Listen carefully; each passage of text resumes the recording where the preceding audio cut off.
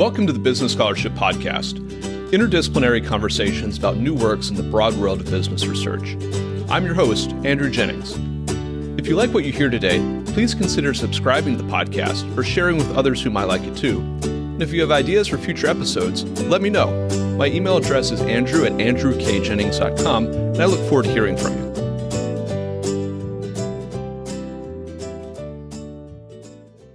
Our guest today is John Coyle, professor of law at the University of North Carolina, Chapel Hill. We'll be discussing his paper, Cruise Contracts, Public Policy, and Foreign Forum Selection Clauses, which is forthcoming in the University of Miami Law Review. I'll add a link to the article in the show notes for the episode. John, welcome back to the Business Scholarship Podcast. Thank you, Andrew. It's a pleasure to be here.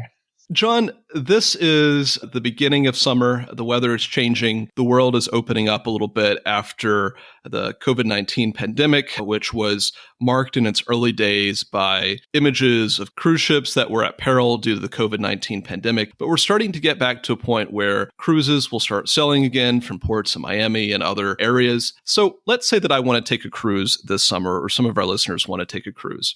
If I do, how do the terms of my ticket affect my rights? If something, God forbid, should go wrong on the cruise, I should get hurt. Again, I should emphasize that millions of people go on cruises every year and nothing bad happens. So this doesn't come up a lot, but it comes up, a fair amount, which is people are injured on a cruise. There's a slip and fall, there's an accident in the swimming pool, a dolphin pokes them in the eye where they're swimming with dolphins. All kinds of crazy things happen on cruises. And let's say you have suffered severe enough injuries that you want to bring a lawsuit against the cruise company to recover some damages. The first place you're going to look to try and figure out what you can and can't do is the form ticket that was emailed to you when you bought your ticket to go on the cruise. And the terms of this ticket will essentially affect your rights and will control a lot of aspects of any lawsuit you may want to bring as against the cruise company. It sounds like the cruise company has a lot of leeway in the terms that it imposes on the ticket. If I want to go on the cruise, I have to accept those terms. It's a classic contract of adhesion. Are there any limits to the terms that the cruise ship company can impose on me? There are. So the federal government, Congress, many years ago, recognized the exact point that you made, that these are the classic contracts of adhesion, that the passengers are really in no position to bargain with the cruise companies about the terms of these tickets. And so Congress passed a federal statute that basically tells the cruise companies there are certain things you can't do, certain terms you cannot write into your cruise ship tickets. And one of them is a term that basically says, even if we're at fault, even if you suffer an injury, you can't recover more than X number of dollars in damages. So if the cruise companies were to sort of book you on a cruise, and in your contract, they were to say, oh, and by the way, our liability was capped at, say, $100,000, that liability cap, that provision in your contract would be void under federal law. And the cruise companies cannot use essentially the contract writing process to cap their liability to their passengers when the cruise companies have been negligent and when the ship is going to or from a U.S. port. Your paper addresses an attempt by cruise carriers to get around this provision that Congress has put in place to protect cruise goers. The mechanism that cruise carriers have come up with is to get around this section 3509 through the use of choice of law and choice of forum clauses. Before we get into how that works, could you maybe introduce more generally what these clauses are and how they work? And are there any limits on their use or enforcement of these provisions? A forum selection clause is a contract provision that basically requires you to sue the other party in the court named in the clause. So, for example, in most cruise companies involving tickets issued to U.S. passengers, they require the passengers to sue the cruise companies in Miami, Florida, which is where they have to go. They want to bring their lawsuit.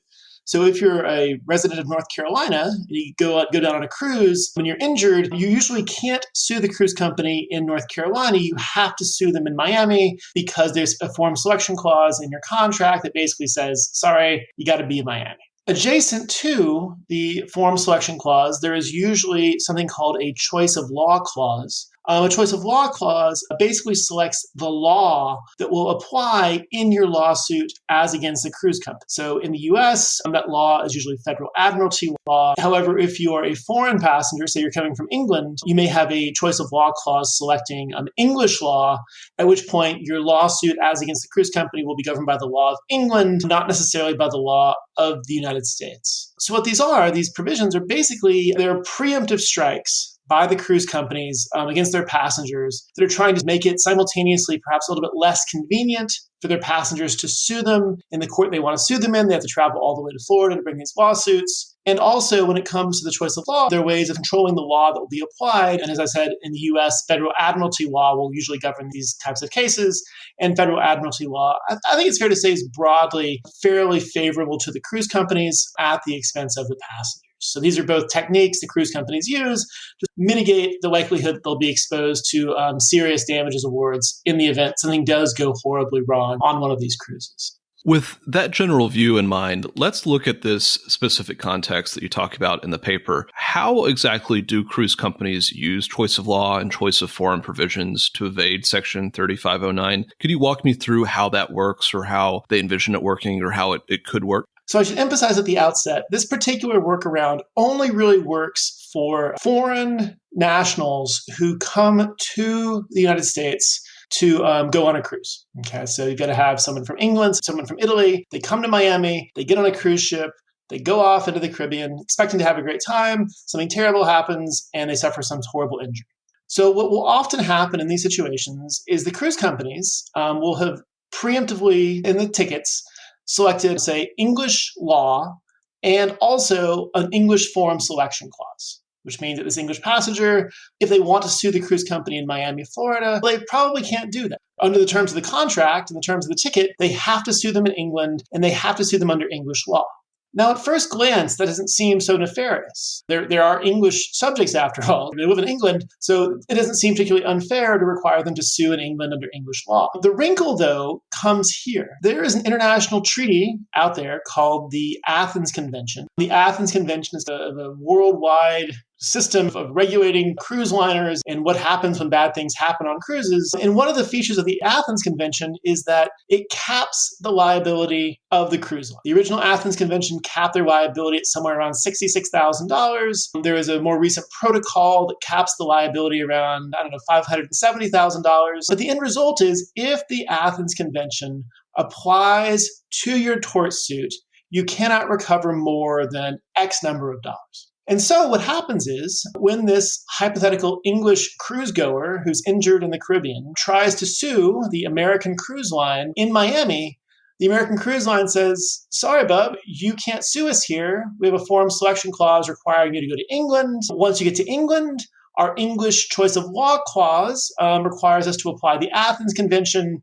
And once we apply the Athens Convention, we are now capping your liability. And we're doing that even though, if this case had stayed in the United States, and if the courts in Miami had applied this federal statute saying the cruise companies cannot cap their liability, the outcome in terms of damages in this case may have been very different. So effectively, what the cruise companies have done is they've essentially used the advantages offered by this international treaty, the Athens Convention, and the liability limitations in that, and they've managed to find a way to get the benefit of those for foreign cruise ship passengers in a way that would simply not be allowed if these cases were to stay in U.S. courts.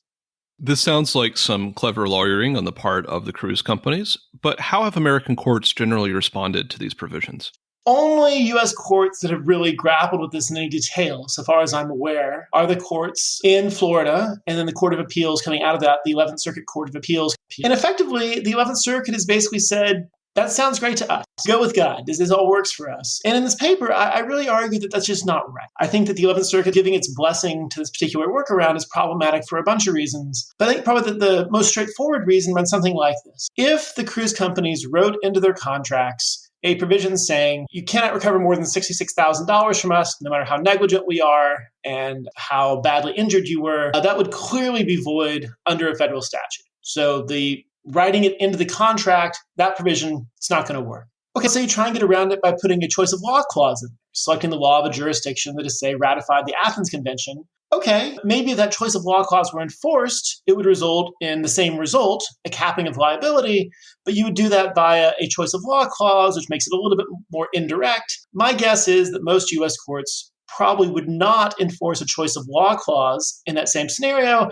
because it seems too obvious a workaround. You're getting to the $66,000 cap, but instead of writing a clause directly into the contract, you're getting the exact same outcome via a choice of law clause. However, if you put a forum selection clause in there, now it's a little bit more removed from the issue of law.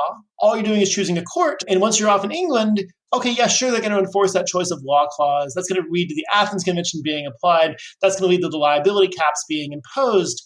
But because this is being done through a motion to change your forum, to essentially transfer the case overseas, the 11th Circuit seems to be okay with that in a way that I think it would not be okay with it if it were done more directly and overtly. And it seems, frankly, weird to me that the 11th Circuit is okay with this particular workaround, given the very clear statement of public policy that Congress has put into the U.S. Code, making it very clear how it feels about these types of provisions.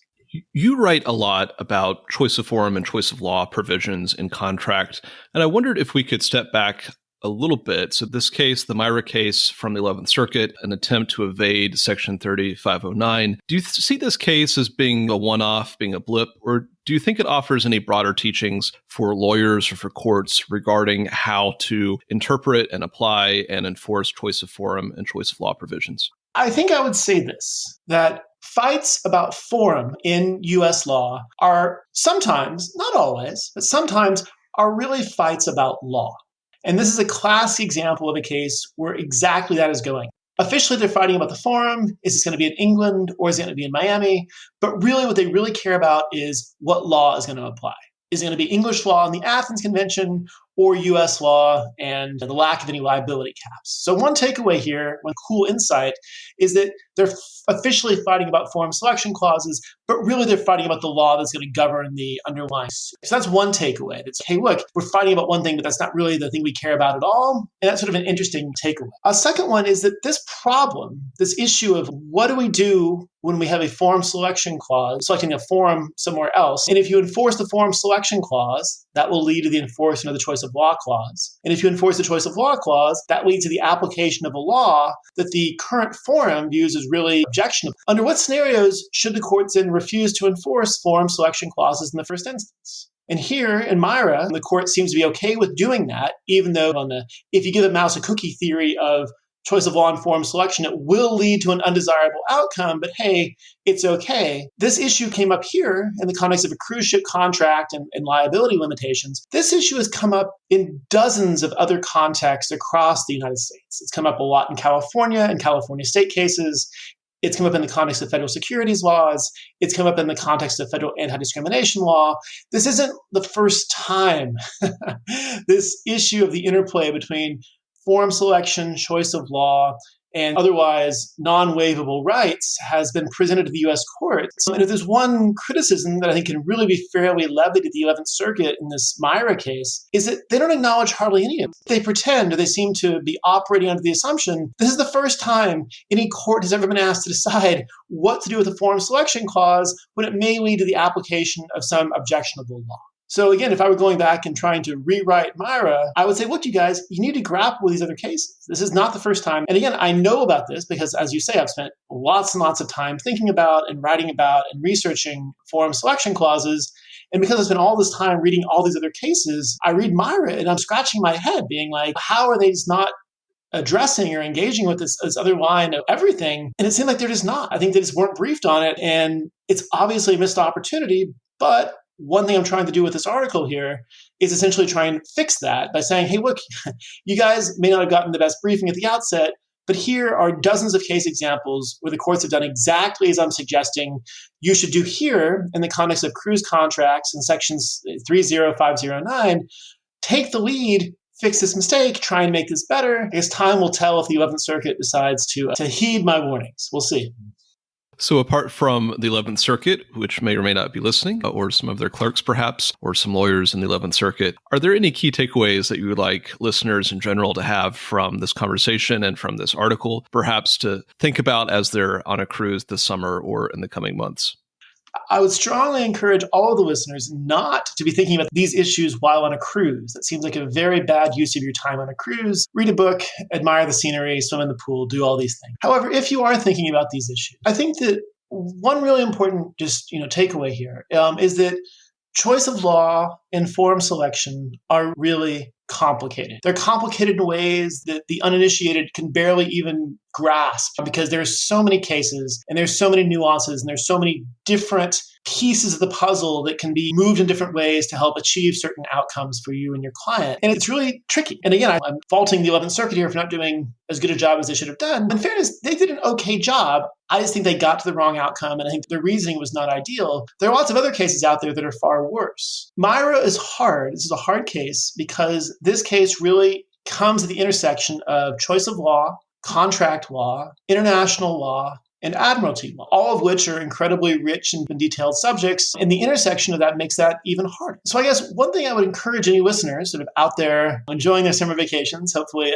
going back out into the world post-COVID, is just that when you are dealing with choice of law and forum selection clauses and things like that, to resist the temptation to look for easy answers or simple solutions, because in many cases, there is going to be a deeper, better answer that can actually be more useful as you're trying to solve the problem. And there's lots and lots of good scholarship out there that can help you solve these problems. And if people were ever wondering and want any help on this, as you can probably tell, I'm a nut for choice of law and forum selection clauses. I think about them all the time. And I'm more than happy to help scholars, practitioners, judges, anybody who has any remote passing interest in this area, at least try and establish the right framework for thinking through the problems that are coming before you, as opposed to just blindly citing to something you don't quite really understand and saying, we've got it, and let's call it a day.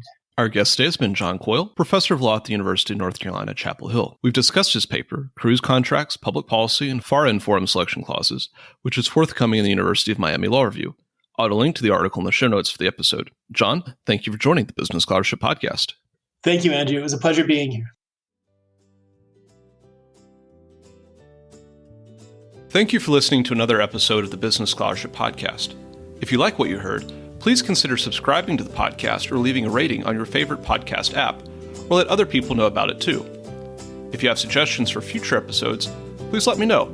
My email address is andrew@andrewkjennings.com, and I look forward to hearing from you. Until the next time, I'm your host, Andrew Jennings.